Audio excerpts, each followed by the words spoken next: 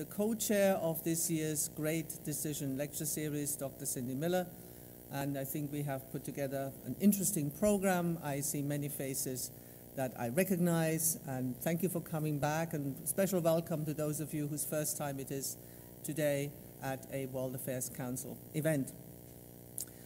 Promoting democracy is probably, in Western political philosophy, one of the driving themes. It's an extremely important theme that we see reflected in the aspirations of many, many different countries around the globe. But what exactly is democracy? Is it elections, free and fair? Is it institution building? How much of that can the United States promote? And I've always thought that democracy, to really be effective, to really take roots in a country, it has to be about individual empowerment, the emancipation of the individual. I think recent experience has shown that just talking about democracy does not make it take root in the countries that are of primary national interest to the United States. And so it's very fitting that at this point in the history of this country, we keep asking this question again, and certainly not for the first time. What is democracy? What is our model? How well does it travel around the globe? What are its limits? Where do national cultures kick in and shape the kind of democracies that other countries manage to support? And we're very lucky today to have with us someone who has given this a great deal of thought, and we look forward to his presentation. Dr. Caleb Verbois is an assistant professor at Regent University. He got his Bachelor's in political science from Oglethorpe University in Atlanta, and then went to UVA where he got his Master's and his PhD, and he has been at Regent since the fall of 2011, so he's new to the area. Don't be too hard on him, make him feel welcome. He teaches courses on American politics across the board, but his particular research area is the power of the president, particularly in foreign policy. And he has worked on President Bush's approach to the Great War on Terror and compared this with the executive power of previous presidents. Please join me in welcoming Dr. Caleb Verbois.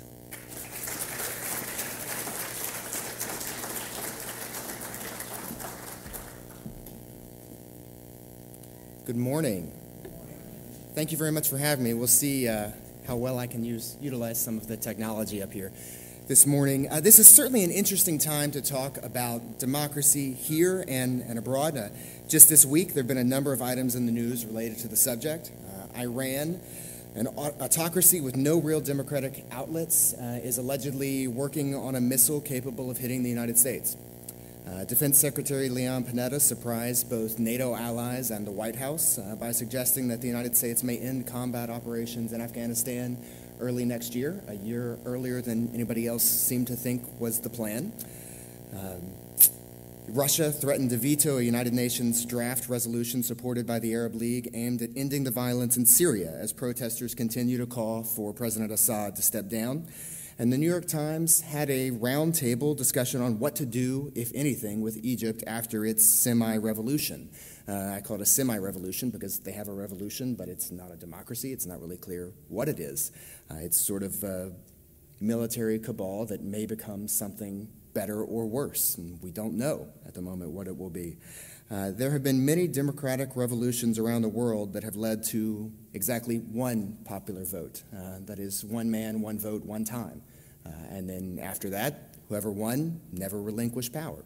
And just on my drive on the way here, I was listening to NPR, and there was an article about elections in local villages in China.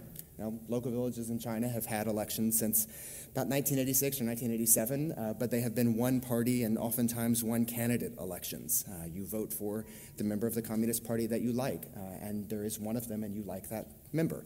This particular election was a little unusual because in a particular village, land had been seized by the government, by private interests sometimes, and people were getting mad, and there were actually mass protests in the streets, and as a result, they had an election about it to elect a new board that would decide when land could be taken. It just happened yesterday. We have no idea what will happen. Don't know if it's a fair election, a free election. Don't know how the votes will be counted, don't know if they'll be counted, but something fairly unique. So at the same time, we're having elections here in the United States, and some of that is wonderful and some of it's rather depressing. Florida primary last week, 40% of the people that were registered to vote bothered to vote. Yeah, 40%. More than in some cases, less than in some. Should be somewhat, I think, worrying. We'll talk about that as we go. I'm going to touch on a few issues related to democracy, what democracy is, what democracy isn't, what the United States can or should or maybe can't do in promoting democracy around the world. I won't touch on all of these issues. Hopefully we'll hit some in questions and answer afterwards.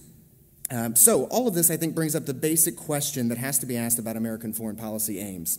What happens if we help another country establish a democracy of any kind, small democracy, good democracy, limited democracy, and the voters in that country vote for leadership that is entirely opposed to American interests, maybe even entirely opposed to any sort of freedom or liberty within their own country? Maybe what's about to happen in Egypt, maybe what's about to happen in Tunisia.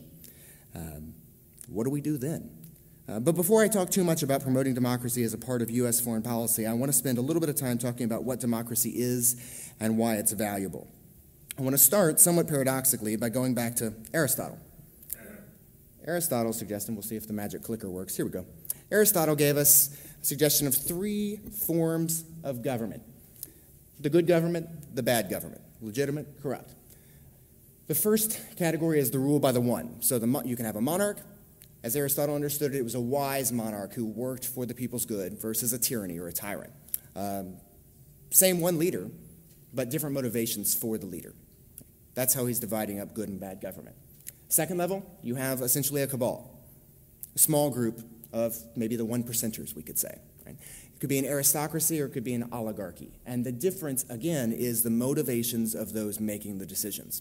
And then the last group for Aristotle is what he calls a polity, what we might call a constitutional government, versus a democracy. And the ancient Greeks and our own founding fathers thought democracy was essentially mob rule. It's why we have something of a representative government rather than a pure democracy.